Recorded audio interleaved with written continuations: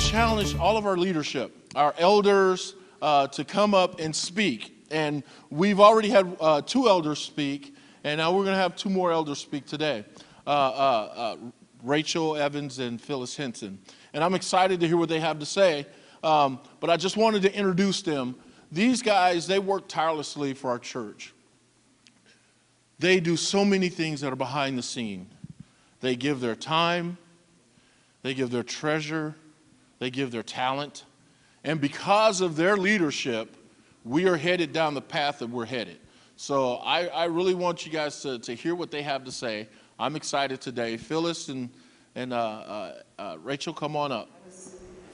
When I was a kid growing up, my sister and I would walk to Sunday school. The church was 2 blocks away. My parents didn't care. Mom made sure we were properly dressed, at least, and would send us out the door. And that was their extent of involvement in any kind of spiritual life that me and my sister had. And then I got to be in high school and drifted away. But God has a way of bringing you back even when you're maybe not aware of it. So when I went to college, I found myself going to church again. But then I drifted away again, just sort of, very casually. But Dennis and I met in '81 and married in '82. And we would go to church. Again, it was still pretty surface. But God didn't give up. He kept nudging me in ways.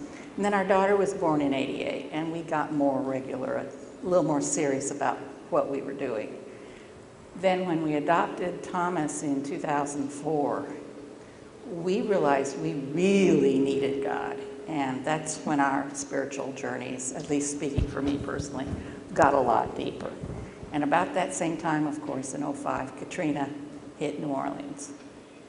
And that was probably the beginning of my real spiritual walk with God.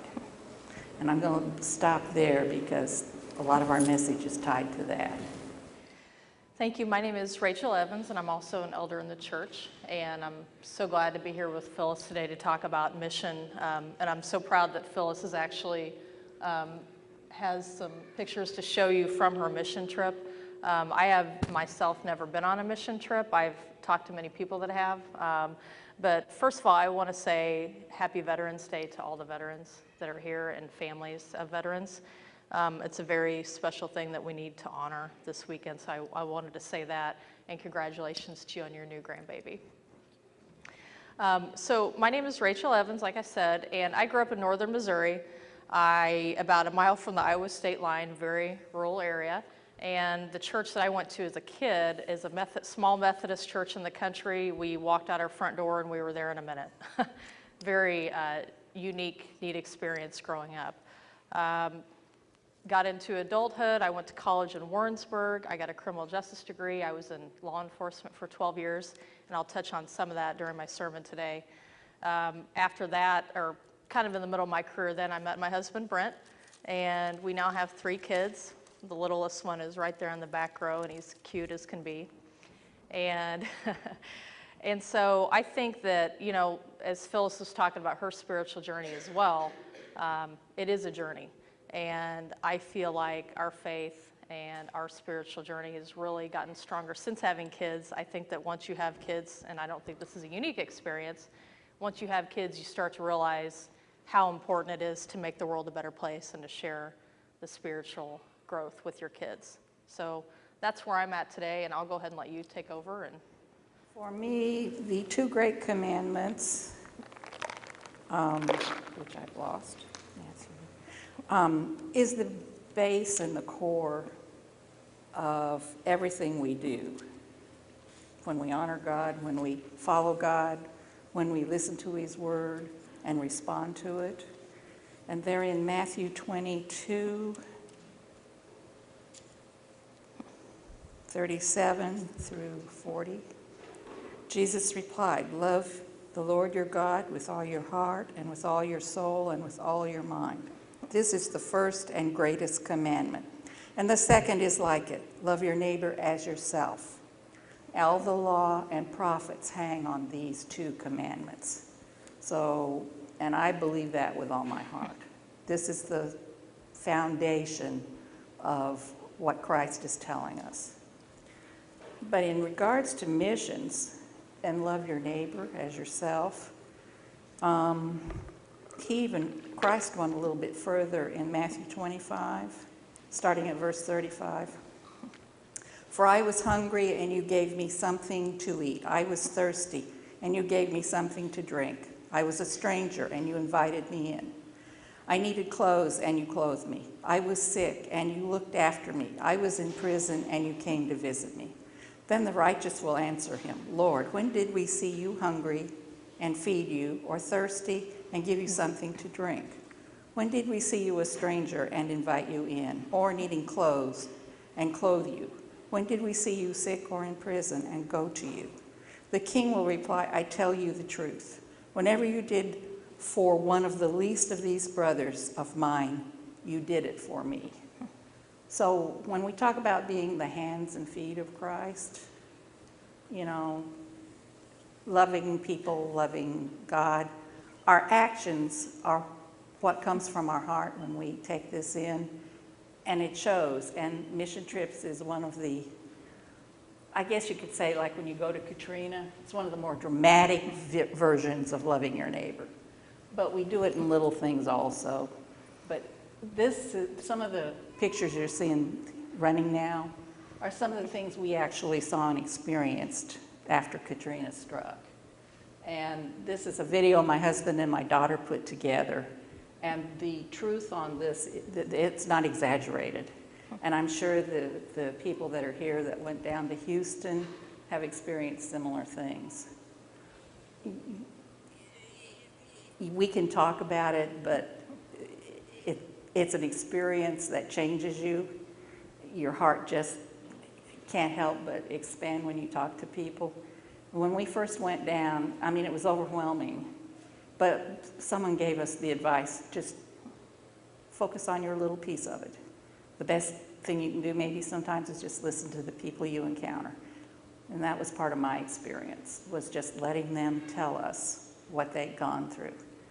And the human spirit, it's remarkable how it can survive some of these horrible things that they went through and still have hope for the future. It's a miracle from God. So I think the love for God, you know, we show it through our service to others. And ironically for me, in serving others, I have found my relationship and love for God grows stronger. So I take it to heart, the thing about the prophets, the law hanging on it, all of this stuff of love your neighbor and love your God. And in some ways, serving others has actually drawn me, I think I've said this already, closer to God. But serving God and loving God are kind of like two sides of the same coin. You really can't have one without the other. Thank you, Phyllis. And as I said before, I have never been on a mission trip. I would like to sometime in my life, but you know, when Phyllis and I were preparing for our sermon, we talked about how even if you don't go on a mission trip, mission work and mission in general comes in many different forms. There's things to be done in our community. There's absolutely things to be done in third world countries and places hit by hurricanes, but there's mission work right outside this front door. And so I want to talk to you about how everybody can be called to a mission, and also a little bit about my law enforcement career, which I considered God's calling and also mission work. So from November 2000 to August 2012, I was a police officer here in Lee Summit. I spent about 5 years in patrol, 5 years in the detective unit, and 2 years at the school as a school resource officer. And what I can say to sum up a law enforcement career in just a few words, it can be as rewarding as it is frustrating, and frustrating as it is rewarding. I think a lot of people that have been in my shoes would probably say the same thing. My husband is still in law enforcement, has been for 17 years, and I think he would agree with that as well. But I can tell you in my career I feel very strongly that I touched very, very many lives. I also left law enforcement feeling very strongly that I helped more people than I hurt. My field training officer, when I got out of the police academy when I was 22, told me, this is a calling from God. This is God's calling to be in law enforcement. It's not for everybody, no doubt. So like I said, I was a detective, and every detective generally starts out with kind of a general case assignment. A few months in, I was assigned child abuse cases. And I can tell you right now that there is nobody knocking down a sergeant's door, the detective sergeant's door, asking for this type of assignment. This was a detective that had left before me. This classification of cases, it was something that, here you go, this is what you get when you're the new detective. Nobody wants to investigate child abuse cases. So fortunately or unfortunately, because I had done a good job with some of the cases, that was put in my lap, so to speak. So I can tell you that it was a very trying and challenging 5 years. I did get other case assignments as well, and I'm not trying to make it sound any worse than any other investigator that, there's horrible things that people see in much, busier parts of the metro in Kansas City. But what I can tell you is that it's hard to go to work sometimes. It was hard to go to work. But I felt that it was, it was my place in this world. It was my way to answer God's call. I can tell you that towards the end of that career, after dealing with quite a few tragedies, I guess you would say is the best way to put it, I had a case that I investigated, and it dealt with a baby death at a daycare. And I'm not trying to bring everybody down here today, but I want to explain how this ties into my message. There was a baby that was just a few months old, probably the age of my son right there in the back row, that died at a daycare, was left in a car seat, and unfortunately passed away. It was a horrible situation. The parents, to make a long story short, thought that he had a heart defect because they were told that at birth. So they kind of assumed through their grief that it was from the heart defect. We ended up getting the autopsy report back, and I won't ever forget the day that I took it off the fax machine in the detective unit, because I took it off and it said the cause of death was actually positional asphyxiation. So it was a preventable death. It's something that, the way that the babysitter had left the baby in the car seat caused the baby to suffocate. So I found out about this, and I had to be the one to tell the parents. And so all this time, obviously it's a horrible situation. They're grieving regardless of how it happened, although this made it a little bit more worse, in my opinion. So I called them up, and I had to make an appointment to have them come in and explain to them the results of the report. And they said, okay, everything's okay, we'll come in tomorrow, whatever, or on their way back from running an errand. And I said, okay, that's fine. Then 30 minutes later, they're at the front door of the police station, and they're wanting to sit down and talk to me. I was not expecting them to come so soon, and I'll be honest with you, I wanted to be anywhere else but there. I did not want to have to deliver this terrible news. It was one of the hardest things I've ever had to do, even to this day. So I sat down with them, and there's been a few times in my career when it's been really hard not to cry, but you stay strong because you have to be the strong person for that family. I had a really hard time sitting down with them, explaining to them that their baby's death was preventable, and that the baby had not passed away from a heart defect. But as I'm formulating in my mind and thinking through this, I wanted to be anywhere else but in that moment. But I had to be their comfort. I had to be the person to deliver the bad news, but to give them the best comfort in the best way that I could. That was my calling. A very hard day for that family, a very hard day for anybody that has to deal with that in that situation. So not long after that, I had an opportunity to go to the school. Darnell Sims in our congregation is a school resource officer. I actually was at a local middle school here for 2 years, and a couple months after that case kind of winded down, the job opportunity came open, and I listened to God's call. It was time to leave my assignment, what I had done. By that time, I had a 2.5-year-old. Brett and I were wanting to expand our family, and it was just really tough assignment. So prayed about it, listened for God's call. It's not a coincidence that this job opening came open. I can tell you when I started law enforcement that being a school resource officer was not at the top of the list. It's not exciting, right?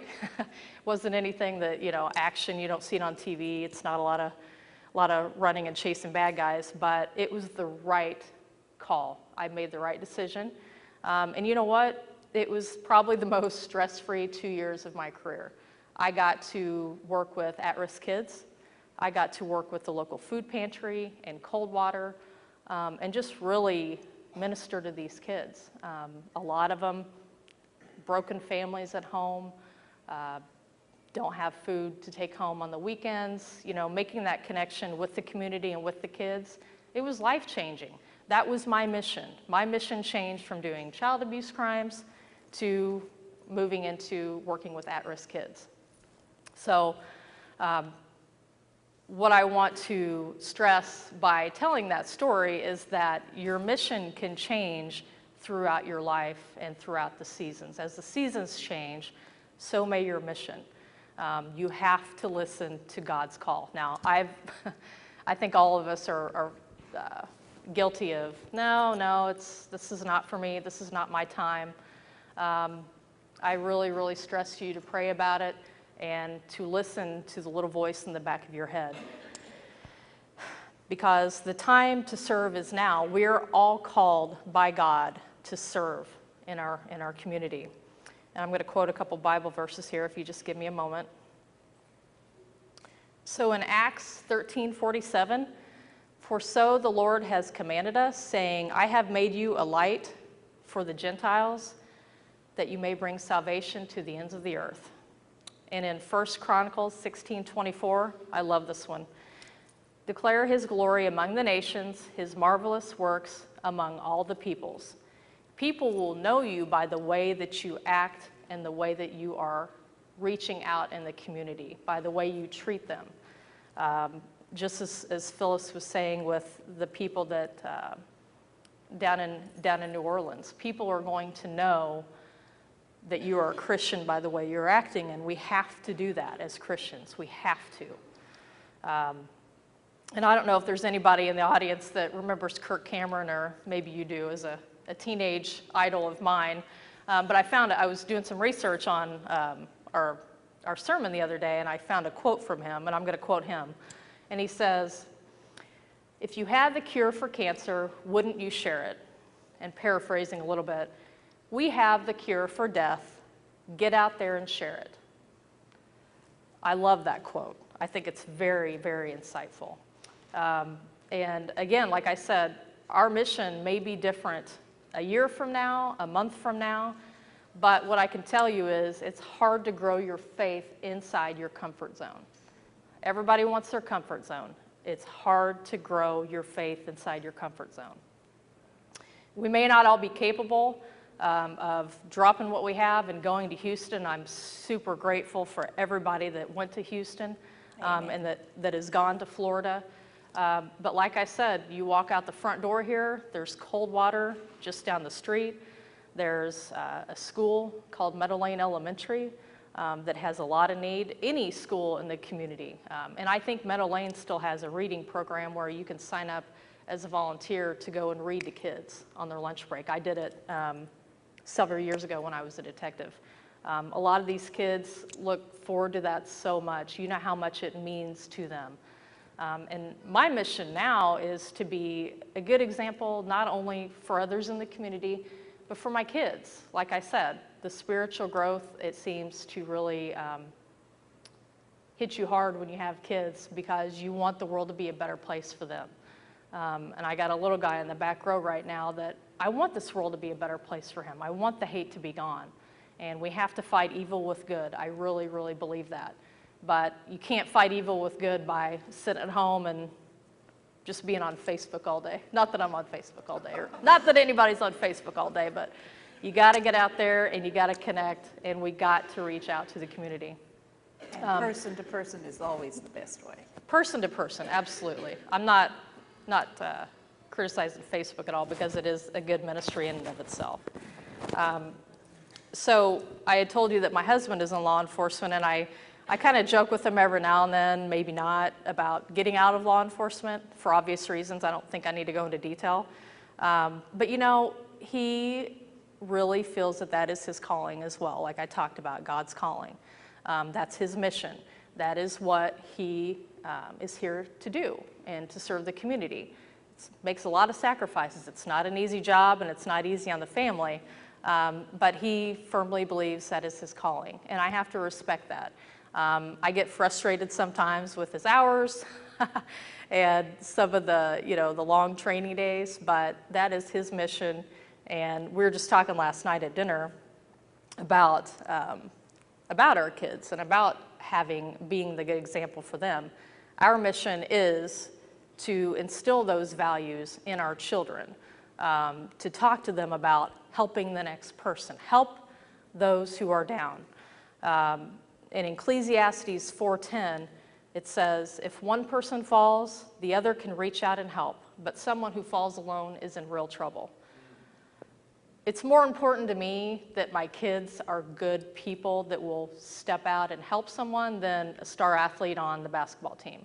I would love for that to happen, but it's more important to me that they are good people.